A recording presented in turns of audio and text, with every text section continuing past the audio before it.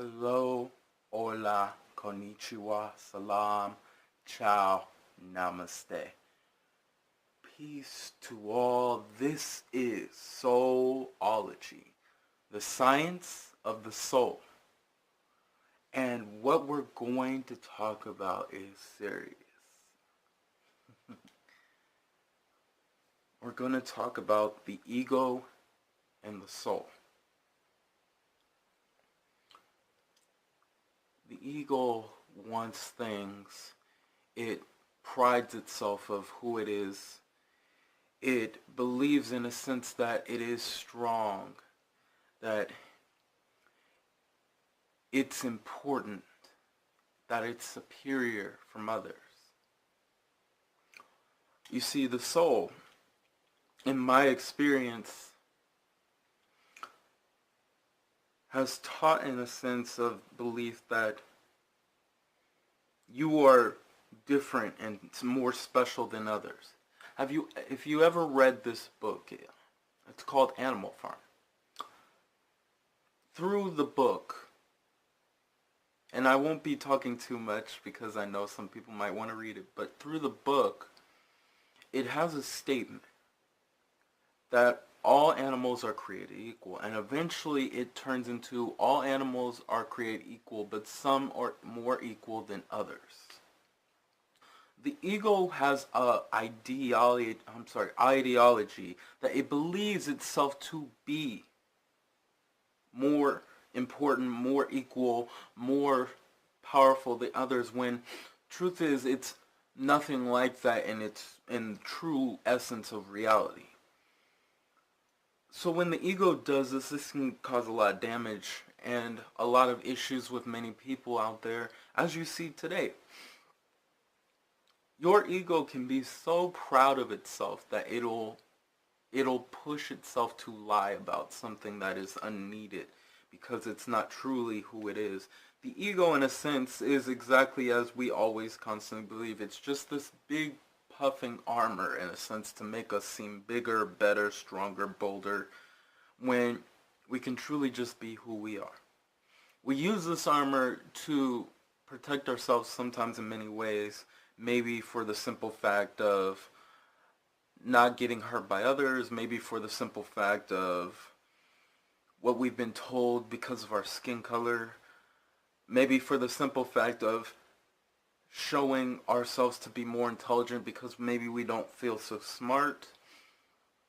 We use many ways to do this, and I personally went through that where I used the ego in a sense to prove a point,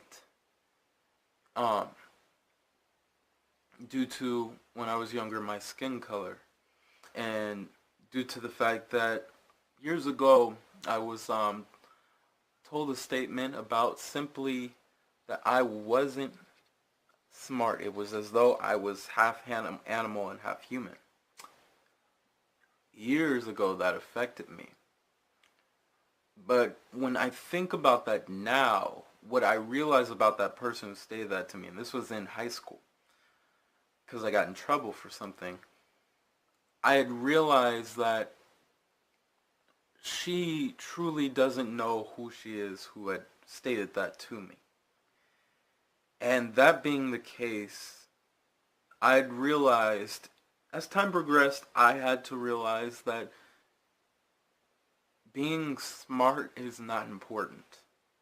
Matter of fact, not even education is important. Because you can constantly learn things, because that's just simply who you are. If you ever have a child, the child wants to know. They want to know why the sky is blue. They want to know why the ocean is blue. They want to know why the grass is green. They want to know why people act the way they do. They have 1,001 questions. And this would never change for anyone, but we believe it would because of what we've been taught. And the ego consumes that ideology and believes that if I have a piece of paper that shows how smart I am more smarter than you. If I have a GPA that's high, I am more intelligent than you. If I've gone to a prestigious school, I am one of the best, most intelligent people in comparison to you. But then you have the opposite side of that, the soul. You see, the soul doesn't elaborate on those things, and I function from the soul's ideology, where if you desire to learn, then learn it. You don't need a school to tell you that. The question would be, what's the theme? What are your thoughts? What are you thinking? What questions do you have? What areas should you be looking in to understand this further? What mentors, or what ascended masters, what people who have information on this should you be looking for the details and researching about this? This is the soul's idea, and yet it's not, because the soul only desires to experience itself fully as who it is. It doesn't worry about puffing or being superior in any sense. It doesn't even worry, I'm sorry. It's more looking into the experience of who it is. It sees that experience and decides from there that, I desire to be fully who I am in this experience, in this life. It could be simply by being a mother. It could be simply by being a soldier. It could be simply by being a cruel banker. It could be a murderer. It could be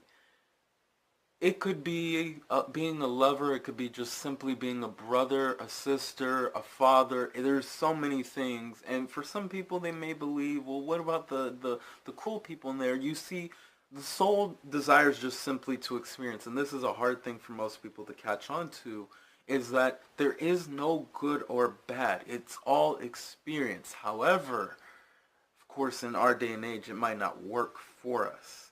But the soul only desires to experience itself fully for who it is.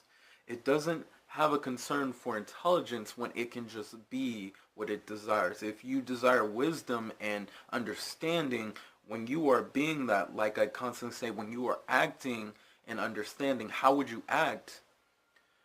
You become that exactly. You do the research because it becomes natural to you. And many of the questions you have become instantly answered because you are now giving yourself the opportunity to actually open-mindedly find the answer. The ego believes it knows everything, and yet, if it knows everything, it still knows nothing. The soul knows that it knows not everything, and constantly desires to evolve itself in understanding and perfecting who it is, because you are the soul. You are not the body. The ego believes itself to be the body, to give the body things, to feed the body things, to pleasure the body with things, to do all those things, while the soul wishes to fulfill itself through spiritual growth, evolution. Perhaps for some people, the science, not only of the soul, but the science of whatever works with you through physics, metaphysics, through anthropology, through psychology. There are so many ways where you can fulfill yourself more through that. Through the spirituality, through yoga, through meditation, through opening the chakras. Opening the 12 chakras. And we will talk more about that, because there is a big point to that. It desires to understand itself. It desires to understand itself fully. And in my personal experience, understanding myself was constantly about understanding history and understanding everything that I truly am through that. And that took understanding my memories of who I am. Because you are a supercomputer in a sense. That being said, you have all the information. Remember, you are not your ego. Your ego can only take you so far, but it cannot help you truly grow. You can constantly observe this by simply, again, observing it and stopping it. You are a soul. You are the gods, the goddesses, and the creators within. Because you must remember that to know thyself is to know the creator within. So to everybody out there, have a good morning. Have a great afternoon. and a fantastic evening. Namaste.